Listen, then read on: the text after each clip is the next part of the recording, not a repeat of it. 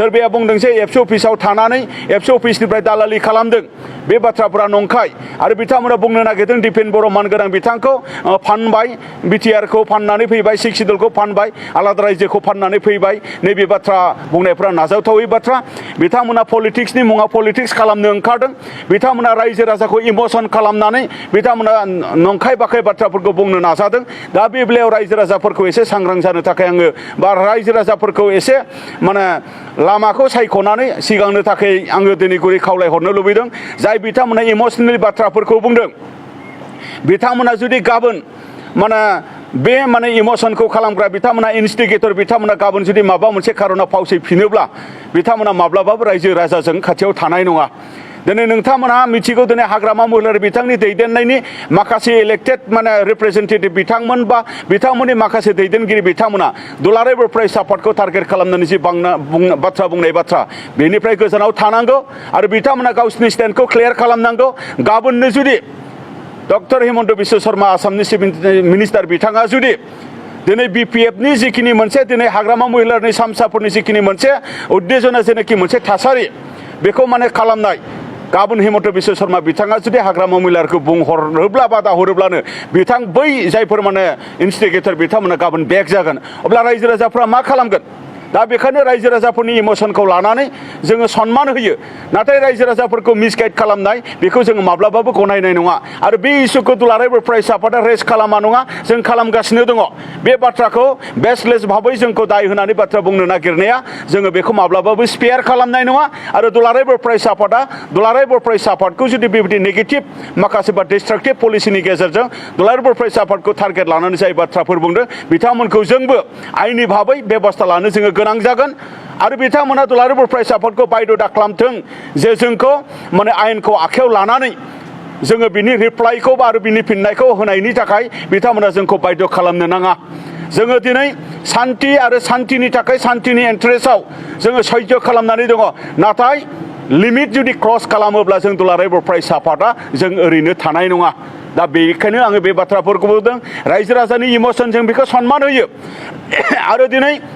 बै माने आसाम माने आदानि कम्पानि बा प्रशासननि जिखिनि मोनसे नीति रायजो राजाफोरनि हाखौ जे पुलिसनि फोर्स बा आयेननि माने गोहोखौ मिसइउज खालामनायनि गेजेरजों जरजुलुमै रायजो राजाफोरा गोसो गैथारा हुसियायै हा हगारा होननाय बाथ्राखौ लानानै जबरदस्ति खालामनो नागिरोबा बे बाथ्राखौबो जोङो दिनै कन्डेम खालामो बिदि खालामनो नाङा डिपार्टमेन्टनिफ्रायबो प्रशासननिफ्रायबो बेबायदि खालामनो नाङा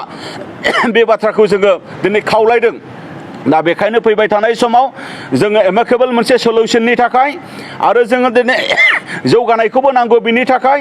जोङो सानगोन आरो जे जोंनि रावनिबो खहा जेन बेवहाय माने जाया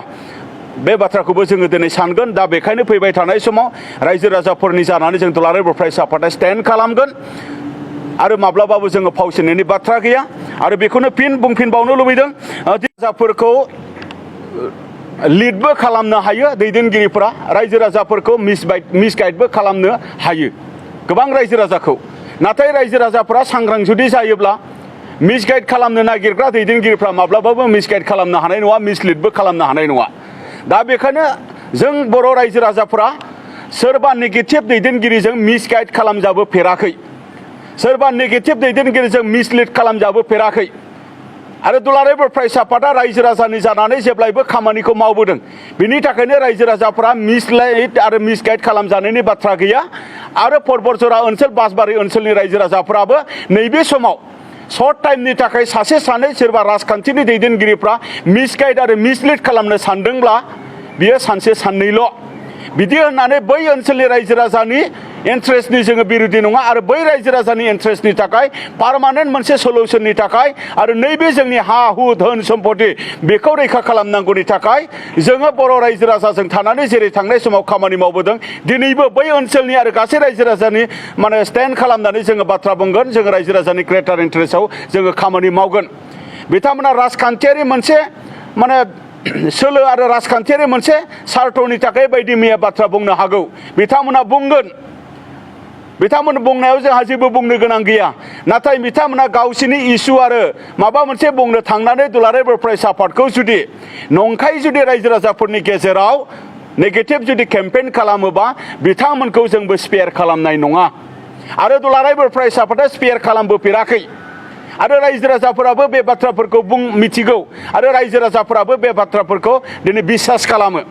दिनै दुलाराय बर' फरायसा आफादा 1967 जोनोम लाखांनायनि उनाव दिनै जेरैबायदि खामानि मावबोदों बर' हारिनि मोनथायनि थाखाय बर' हारिनि रैखाथिनि थाखाय बर' हारिनि थामोनथानि थाखाय बर' माहारियारि बादखौ लानानै जेरैबायदि खामानि मावबोदों आरो दुलाराय बर' फरायसा आफादा सोरबा दैदेनगिरिया साननैनि थाखाय इमसनेलि बाथ्रा बुंनानै गोमालाङोब्लाबो दुलाराय बर' फरायसा आफादनि दैदेनगिरिया बै ओनसोलनि पर्बत जरानि रायजो राजाफोरजों आरो गासै बर' हारिनि रायजो राजा दाब दाब ओनसोलाव थानाय रायजो राजाफोरजों जोङो जेब्लायबो जोङो गसंदों आरो गसंगोन आरो फैबाय थानाय समावबो जोङो माहारियारि बाद आरो जोंनि हा हु धोन सम्पति बे बाथ्रानि रैखाथिनि थाखाय जिउनि रैखाथिनि थाखाय जोङो बाथ्रा बुंगोन आरो खामानि मावलांगोन गोजोन्थों बुंदों जे दिनै बे प्रजेक्टआ गायसनजायोब्ला बिनिफ्राय जों बेसेबां मुलाम्फा जागोन बिनिफ्राय जोङो लकेलाव बेसेबां साकरि मोनगोन बिनिफ्राय जोङो बेसेबां इक'नमिकेलि जोङो बेवहाय सास्टेन जागोन बेवहाय बेफार बानिज्य माबायदि स्कप थागोन बेवहाय CSRजों बेवहाय नन एक्जिकिउटिभ आरो गुबुन गुबुन माने केटेगरिनि जिखिनि जबफोरनि रिक्रुटमेन्ट पलिसिफोरा मा बे बाथ्राफोरखौ जोङो सरकारखौ लोगोसे माने आसाम सरकार BTC सरकार आरो भारत सरकार बिथांमोननिफ्राय जोङो मिथिनो लुबैगोन आरो बिथांमोनहा मिथिहोनायनि दायथ'आ बिथांमोननि दा बेवहायनो जोङो दिनै जोंनि थाखाय मोनसे सिरियास बाथ्रा दिनै जोंनो जौगानाय नांगौ नाथाय जौगानायखौ मोननो थाखाय जोंनियाव अनुस्थान प्रतिष्ठान गैया बेफार बानिज्य गैया लेखा रोंनानै दिनै सरकारि साख्रि गासैबो मानसिया मोनजोबा जायनि थाखाय जोंनि गथ' गथाय जोंनि लाइमोनफोरा गुबुनाव थांनो बाध्य जायो सोरबाया लेखा रोंनानै टेलेन्ट आरो स्किल बा हायार इडुकेसन मोननानै फरेनाव बा जोंनि हादरनिनो गुबुन कम्पानि गुबुन माने प्राइभेट कम्पानि गुबुन गुबुन डिपार्टमेन्टआव खामानि मावो जोंहा बेवहाय जेबो बुंनो गोनां गैया नाथाय आनस्किल बा माने जे जोंनि रोङै बा जोंनि बे माने